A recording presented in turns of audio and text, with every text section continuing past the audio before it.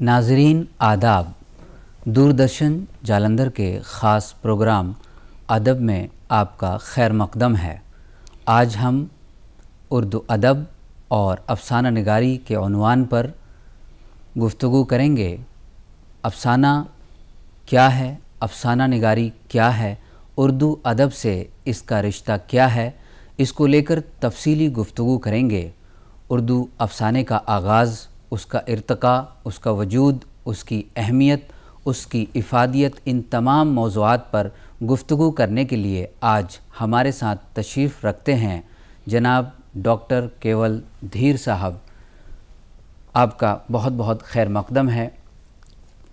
जैसा कि हम जानते हैं कि पंजाब का जहाँ ज़िक्र होगा उर्दू अदब का यकीनी तौर पर वहाँ ज़िक्र होगा, और जहाँ उर्दू अदब का ज़िक्र होगा उसके साथ मुंसलिक लोगों का, अदीबों का यकीनी तौर पर ज़िक्र होगा। आज हम इसी गुफ्तगू को आगे बढ़ाते हुए सबसे पहले डॉक्टर केवल धीर साहब से ये जानने की कोशिश करते हैं कि डॉक्टर साहब, आज हम उर्दू अदब पर गुफ्तगू कर रहे हैं। उर्दू अदब का जो एक गहरा रिश्ता है पंजाब से, पंजाब की तहज़ीब से, उसके कल्चर से, उसकी सकाफ़त से, उसके अदीबों से, इस पर आप क्या कहना चाहेंगे? जी, ये बड़ा अच्छा मौजू आज आपने उर्दू अदब के हवाले से, उर्दू कल्चर के हवाले से, क्योंकि अदब और कल्चर को हम अलग नहीं कर सकते जी। उस हवाले से जब हम बात करते हैं तो वो उर्दू अफसाने की बात आ जाती है। जी। उर्दू में बहुत कुछ लिखा जा रहा है, उसके लिखने के अंदाज डिफरेंट हैं जी। लेकिन जो अफसाना है जी, वो चाहे दौर मुंशी प्रेमचंद का था, जी, वो बढ़ते बढ़ते आज केवल धीर तक आ गया। जी, जी, बिल्कुल। तो उस दौर में जो रफ्तार अफसाने ने पकड़ी, जी, जो तरक्की अफसाने की हुई, जी, वो इस हवाले से, अदब के हवाले से, जी, मैं ये नहीं कहता कि शायरी की नहीं हुई या और नहीं हुई, शायरी में भी वो तो अलग एक सिनफ इसी का एक हिस्सा है। जी, जी, उसकी भी अपनी जगह हुई, जी, लेकिन अफसाने ने अपना जो मकाम बनाया जी, उसकी वो एक लामिसाल है। जी, तो अगर अफसाने की बात जब हम करते हैं तो हम सबसे पहले कल्चर की बात करेंगे। जी, बिल्कुल। क्योंकि अफसाना कल्चर का एक हिस्सा है। जी, कल्चर अफसाने को बनाता है, बिल्कुल, अफसाना कल्चर को बनाता है। जी, तो मैं एक कुछ कोट मैं करना चाहूँगा जी, कि पंजाब के उर्दू अदब और अदीबों के जिक्र करने से पहले जी, हम पंजाब के कल्चर की बात ज़रूर करेंगे जी, क्योंकि कल्चर अदब और ज़बान का चोली दामन का साथ है। जब पंजाब के कल्चर का जिक्र होता है तो उसमें हिंदुस्तानी कौम की इस कल्चर का भी पस मंज़र शामिल है, जी, जिसे सदियों की तारीखी नशेब फराज ने जन्म दिया है। जो जिक्र मैं अभी कर रहा था, ये सदियों की कहानी है, सदियों की कहानी है।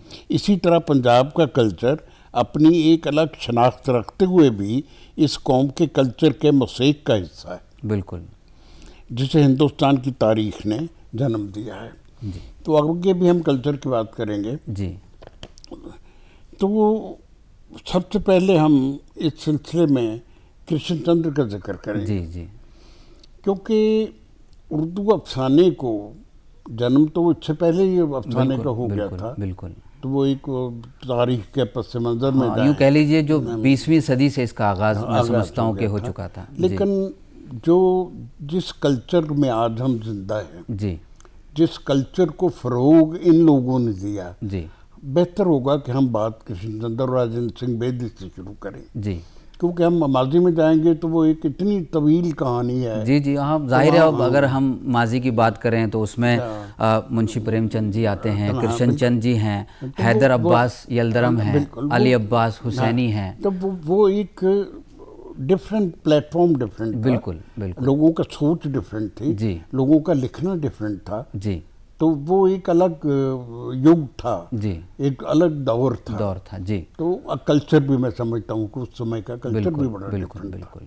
तो ये कल्चर जो इन लोगों ने पैदा किया है वो आज भी जिंदा है। और मैं समझता हूँ कि जैसा आपने बलवंत सिंह जी की बात की और राजेंद्र सिंह बेदी जी की बात की, तो मैं ये देखता हूँ कि इन के अफसानों में जो है गांव देहात का बड़ा जिक्र होता है। गांव देहात के जो उससे जो मुंसलिक चीज़ें होती हैं, जिसमें माशियात है, इक्तिसादियात है, वहाँ रहन सहन है, उनके खाने का, पीने का, ओढ़ने का, पहनने का, उनका जो अदबी एक सलीका है, इन तमाम चीज़ों को उन्होंने अपने अफसानों के अंदर ढाला है जी।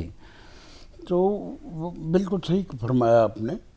तो मैं कल्चर के साथ फिर जोड़ता हूँ इस बात को। तो मैं एक कोट पढ़ना चाहता हूँ कि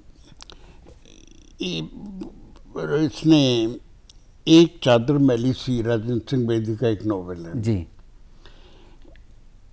अपने नॉवेल में कि उसका जो पेश लफ्ज़ है, राजेंद्र सिंह बेदी ने पंजाबी कल्चर की एक तरह से वजाहत की है जी। तो उसका वो पैराग्राफ बड़ा इंटरेस्टिंग है। बिल्कुल कि वही तो एक देश है जिसकी धरती से 8 पहर लुबान की खुशबू उठती है जी। कितनी बड़ी बात कही, बड़ी बात है बिल्कुल। इसके दरिया तो एक तरफ पोखर भी अनुराग से वाकिफ है जी, जहाँ के मर्द अक्खड़ हैं, औरतें झक्कड़ हैं जी। ये देखिए कौन सी लैंग्वेज यूज की है इन्होंने। वो खुद ही अपने कानून बनाते हैं जी, और अगले ही पल बेबस होकर खुद ही उन्हें तोड़ देते हैं जी। और फिर नए कानून वज़ा करने के लिए चाल निकलते जी। उन्होंने बहुत दुख देखा है। वो किसी वक्त भी सोने को मिट्टी में रोल देते हैं जी। और फिर इसी मिट्टी को खंगाल कर इसमें कुंदन पैदा कर लेते हैं जी। अजीब कीमियागर है। पंजाबी ही जो खुद पर हंस सकता है जी। वो सिर्फ पंजाबी जी। ये कल्चर की बात जी जी, हो रही बिल्कुल है। बिल्कुल। वो अच्छा दोस्त है। कल्चर अफसाने को यहीं से जन्म मिलता है। बिल्कुल। वो अच्छा दोस्त है और बुरा दुश्मन है जी। जहाँ भी लोग बुलंद आवाज़ से हंसने कहका लगाते हुए सुनाई दें जी, वहाँ ज़रूर कोई पंजाबी होगा। पंजाबी वो जो अंदर है वही बाहर है। बिल्कुल। उसके जीवन का रहस्य ही ये है कि कोई रहस्य नहीं है। वो एक ऐसा पौधा है जो दुनिया की किसी भी धरती पर पनप सकता है। पंजाब और पंजाबी कभी नाश नहीं हो सकते जी। ना मालूम उन्होंने कौन सी अमर कथा सुनी है जी, जिसमें वो ऊँग भी गए और पा भी गए, पी भी गए और छलका भी गए जी। जिंदगी के रोने धोने से इनकी तपस्या पूरी नहीं होती जी। हंसने खेलने खाने और पहनने में इनका मोक्ष। बिल्कुल। अब देखिए ये सारी कल्चर की बैकग्राउंड है इसमें जो कुछ भी उन्होंने कल्चर के साथ साथ मैं समझता हूँ बिल्कुल। और मेरा मानना है जी कि अफसाना यहीं से जन्म लेता है और कहानी से यहीं से जन्म लेता है। बड़ी बात यह है कि इसके अंदर एक तरह से यानी कि ये कह लीजिए कि सर से पैर तक जो एक ढांचा है इंसान का, उसके अंदर जो तारीख जुड़ी है, तमाम चीज़ें आ गई। उसकी हिम्मत की बात आ गई, उसके जुर्रत की बात आ गई, उसके हंसने की बात आ गई, उसके पहरावे की बात आ गई, उसका जो तरीक़ा इम्तिजाज है बदलने का, ढलने का, उठने का, उसके उरूज का, उसके जवाल का, तमाम चीज़ें इसके अंदर चंद सत्रों के अंदर उन्होंने जो है तमाम बातों को रखा। अब आगे देखिए वो कितना खूबसूरत 2-3 लाइनों में कहते हैं जी कि और पंजाब की जो कुछ उन्होंने कहा जी, लिखा जी, उसके आगे वो जारी रखते हुए कहते हैं कि और पंजाब की इस इनफरादी और इम्तियाजी आन और शान को पंजाब के कलमकारों ने बेहद मौसर अंदाज में पेश किया है। बिल्कुल। अब देखिए एक पूरी भूमिका बना के जी जी जी, एक कल्चरल एविडेंस देके जी उन्होंने उसको अफसाना निगार पे ला के खड़ा कर दिया जी। राजेंद्र सिंह बेदी ने तो ये बात फख्र के साथ कही है जी कि मेरा कल्चर पंजाबी है जी। मैं अपनी तहरीरों में जी अगर पंजाबी उर्दू लिखता हूँ जी तो अपनी धरती का कर्ज अदा करता हूँ। कितनी बड़ी बात, बड़ी बात। बिल्कुल। उर्दू अदब में पंजाब के अदीबों और शायरों की खदमात काबिल कद्र हैं जी, जिनके जिक्र के बगैर उर्दू की तारीख मुकम्मल नहीं हो सकती। तकरीबन सभी कलमकारों ने बेदी की तरह पंजाब और पंजाबियत की खूबसूरत पेशकश करके धरती से अपनी मोहब्बत का सबूत दिया है। बिल्कुल। देखो इन चंद लाइनों में जी कल्चर का हवाला देते हुए जी पूरे उर्दू अदब को जी का किस मकाम तक ये लोग ले गए। बिल्कुल, क्योंकि मैं ये चीज़ देख रहा हूँ, मैंने जैसा कि जो हमारे अफसाना निगार हैं, जो आला अफसाना निगार हैं, उन्होंने अफसाना निगारी के जो अज्ज़ाए तरकीबी है, यानी कि जिनसे जुड़कर एक अफसाना बेहतरीन शक्ल लेता है, उसके अंदर जैसे प्लाट का इस्तेमाल होता है, किरदार निगारी का इस्तेमाल होता है, हकीकत निगारी का इस्तेमाल होता है, और उसके अंदर उसलूब का इस्तेमाल होता है, फिर वहदत तासुर है, यानी कि इन तमाम चीज़ों को जो है बेदी साहब ने अपने अफसाने के अंदर, अपनी 4 लाइनों के अंदर इस तरह ढाल लिया कि उसलूब का भी ख्याल रखा गया, हकीकत निगारी का भी ख्याल रखा गया, तसलसल का भी ख्याल रखा गया, प्लाट का भी ख्याल रखा गया, यानी कि अफसाने के अंदर एक तरह से जान डाल दी। और एक बेदी साहब की बात ही नहीं करते हम जी। बेदी साहब का तो एक हवाला दिया है हमने जी। वो एक दौर था जी। वो राजेंद्र सिंह बेदी का दौर था जी। वो कृष्ण तंत्र का दौर था जी। वो बलवंत सिंह का दौर था जी। वो रतन सरशार उससे पहले वो भी थे, उनका दौर था। जी। और एक तवील लिस्ट है जिन्होंने उर्दू अदब को एक इतना बेहतरीन उनका उर्दू अदब का चेहरा उन्होंने पेश किया है जी। वो इतना खूबसूरत बनाया है जी कि आज हम उसकी मिसाल देते हैं। हालांकि मैं ये मानता हूँ कि उर्दू अफसाना क्योंकि आज हम अफसाने की सही मानों में तो बात कर रहे हैं, तो आज उर्दू अफसाना वो अपना मकाम वो नहीं बना सका जी। मकाम अभी भी है, ये नहीं मैं कहता कि नहीं है, लेकिन उसका जो आहिस्ता आहिस्ता उसने उसका इन्हतात हुआ है। एक चीज़ मैं डॉक्टर साहब आपसे ये जानना चाहता हूँ कि एक वक्त था जब पुराना जो अफसाना निगार है हमारा, जिसको हम चोटी का अफसाना निगार कहते हैं, उस वक्त के अफसाना निगारों में और जो मौजूदा अफसाना निगार हैं, आप इनमें किस तरह का फ़र्क देखते हैं? अब देखिए, हम बातें भी कर रहे थे तो आपने एक सवाल मुझसे किया था आउट ऑफ द वे जी कि आज का जो अफसाना लिखा जा रहा है, जो नए लिखने वाले हैं खास तौर से, हम पुराने लिखने वालों की बात नहीं करते जी, तो उनका जो ख्याल, उनका ध्यान, जो उनकी तवज्जो है जी, वो इस तरफ है कि वो अफसाना तो लिखते हैं जी, अच्छा अफसाना लिखते हैं जी, तहरीर अच्छी होती है जी, लेकिन उसमें जो मवाद होता है जी, वो उसमें वो सेक्स की को डाल देते हैं जी, उसमें वो चीज़ें कम नज़र आती हैं जो किसी ज़माने में अफसाने का रूपरेखा हुआ करती थी। जी जी। एक चीज़ मैंने देखी है, जैसा कि आपकी बात को मैं आगे बढ़ाता हूँ, आपने जिनसियात की बात की। अफसाना निगारों का एक बड़ा तबका ऐसा रहा है, मैं अगर शौकत अली थानवी की बात करूँ तो वो अच्छे मज़ाहिया अफसाना निगारों में गिने जाते रहे। मुंशी प्रेमचंद ने अपने वक्त के जो हालात थे उन पर अच्छा लिखा, और इसी तरह कुर्रतुल ऐन हैदर हाल फिलहाल, क्या बात है, उन्होंने अपने अफसानों के अंदर जो माशियात का सिलसिला है उसको आगे बढ़ाया, इकानमी हमारी किस तरह मजबूत हो उसको आगे बढ़ाया। और कुर्रतुल ऐन हैदर के साथ साथ अख्तर रायपुरी बड़ा अच्छा लिखा उन्होंने। कृष्ण चंद्र जी के अफसाने देख लीजिए, बहुत सारे उनके अफसाने, जिसमें कतबा मैं जिक्र करता हूँ आमतौर पर, छोटा सा अफसाना है कतबा। उसके अंदर अफसाना का जो असल मकसद है वो ये है कि हमारी जो तिश्नगी है वो बरकरार रहे, और उस तिश्नगी को बरकरार रखते हुए हमारी कहानी जो है वो ख़त्म हो जाए, ताकि जो हमारा कारी है, जो पाठक है, वो फिर इस चीज़ के लिए कोशिश करे कि हमें अफसाना जो इसका अगला एपिसोड है वो हम ज़रूर पढ़ें। मैं बात कतबे की कर रहा था, तो कतबा जो नेम प्लेट होती है जिसे हम आमतौर पर अपने घरों में लगाते हैं, मुंशी प्रेमचंद ने अपने अफसाने के अंदर कतबा एक छोटा सा अफसाना लिखा। उसके अंदर उन्होंने इंसान की जो बेहिसी है, समाज के अंदर जो बेहिसी है, उसका जिक्र किया कि एक शख्स है जो एक नेम प्लेट तैयार करवाता है ये सोच कर कि मैं इसको अपने घर के बाहरले हिस्से में लगाऊंगा, लेकिन एक वक्त आता है कि वो इतनी वुसअत, इतनी ताकत नहीं रखता कि वो उसको नेम प्लेट लगा सके, यहाँ तक कि उसका इंतकाल हो जाता है।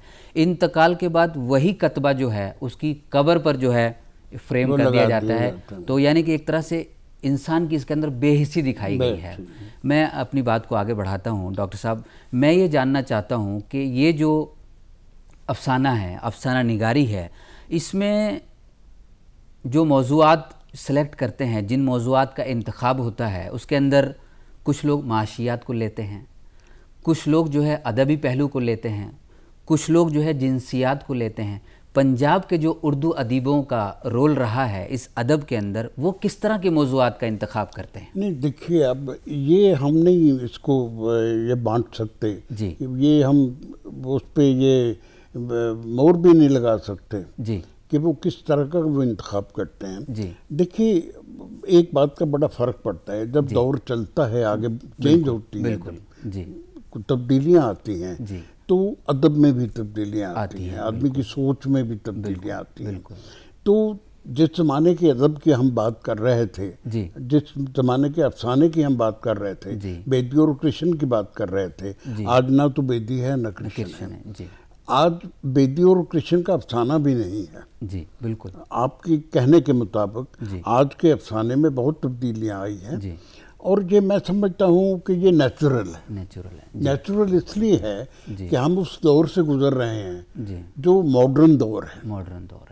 मॉडर्न तो वैसे हर युग को कहा गया है, लेकिन आज का दौर, आज का मॉडर्न दौर है। हाँ, बिल्कुल। उसमें इतनी तब्दीलियाँ आ गई हैं, रहन सहन आदमी का बदल गया है, सोच बदल गई है, खाना पीना बदल गया है, रहन सहन बदल गया है। तो ये सारी जो चीज़ें तब्दीली आई है, वो आदमी की सोच पे भी असर करती है, आदमी के ख्यालात को भी शेप देती है।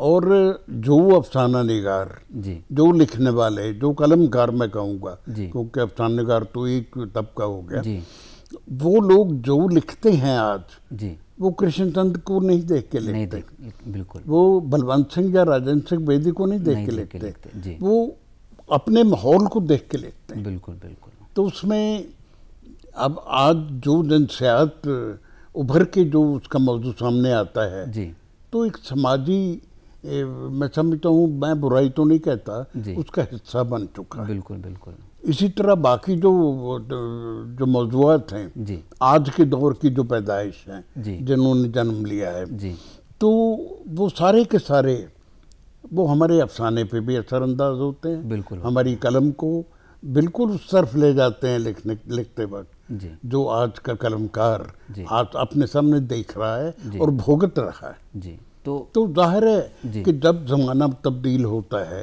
हालात बदलते हैं, वक्त बदलता है, उसका कल्चर जिसकी बात हम कर रहे थे, उसका कल्चर चेंज होता है।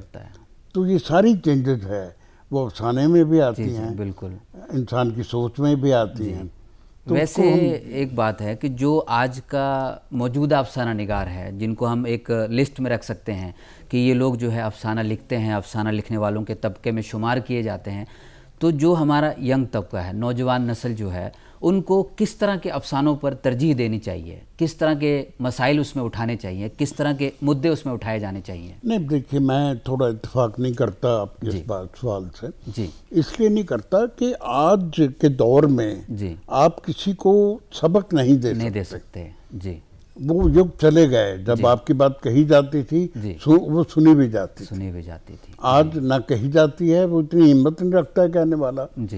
इवन यहाँ तक है कि घर में माँ बाप अपने बच्चे को कहने से डरते हैं।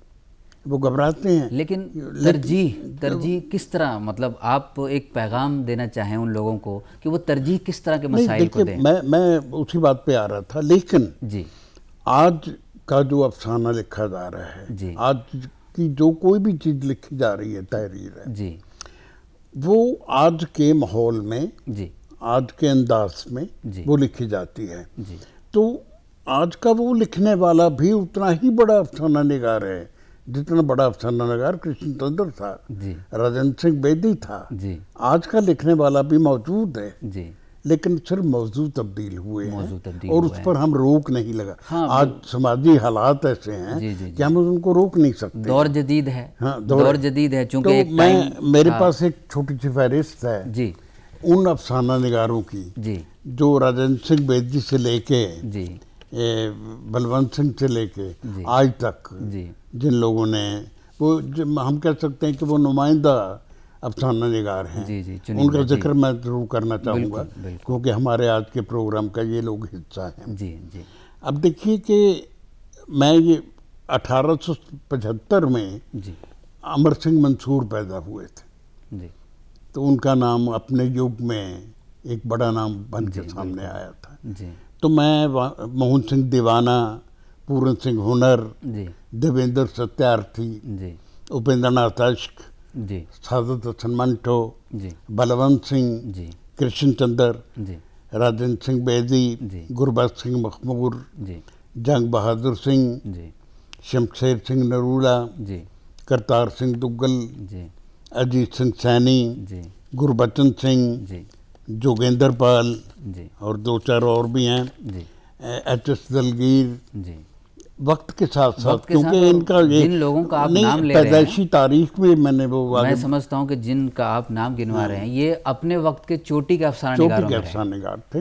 रतन सिंह, रंजित सिंह तस्नीम, श्रवण कुमार वर्मा, करनैल सिंह गिल, जे.एस. जौहर, इसमें केवल धीर का जिक्र भी है, बिल्कुल बिल्कुल, सिंह अमृतसरी, सतनाम सिंह खुमार, ज्ञान सिंह शातर, गुरबचन सिंह भुल्लर, सुरजीत सिंह। वो मतलब है सीनियरिटी और उनके जन्म की तारीख के हिसाब से ये सारी एक लिस्ट है।